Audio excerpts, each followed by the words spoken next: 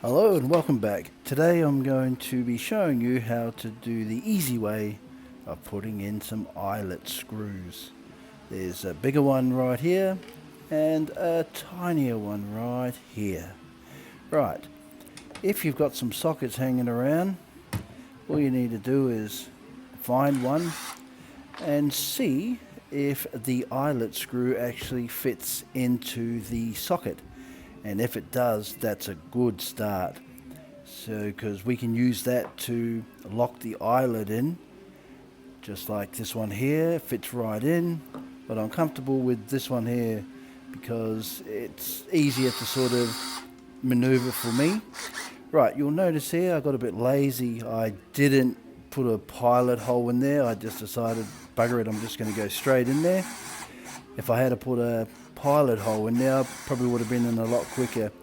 But here I'm holding the socket bit on the very top where it's smooth, not the actual eyelet.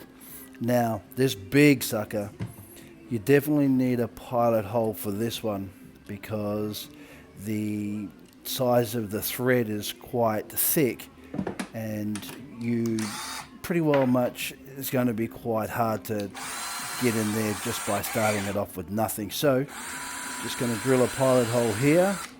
This just makes it easier and put it in there.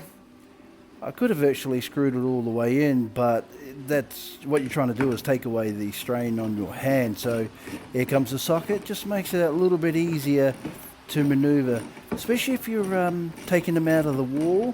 Some of them can be pretty tight, so hey, use what you've got on hand. If you've got a socket that fits it, use the socket. Just makes your job a lot easier. And there you go, done and dusted. Easy as.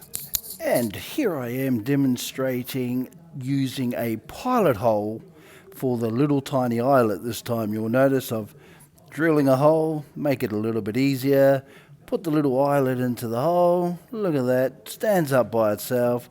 No having to strain with the socket to try and keep it straight. Just putting the socket over the top, making sure that's the one that I'm after. Click it to the ratchet, and now start screwing. There you go.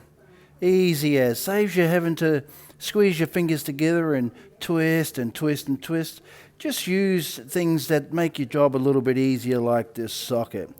Well, this next part, I tighten this up and I'm going to grab this drill piece just to demonstrate that you can maybe undo it if it's too tight on the wall.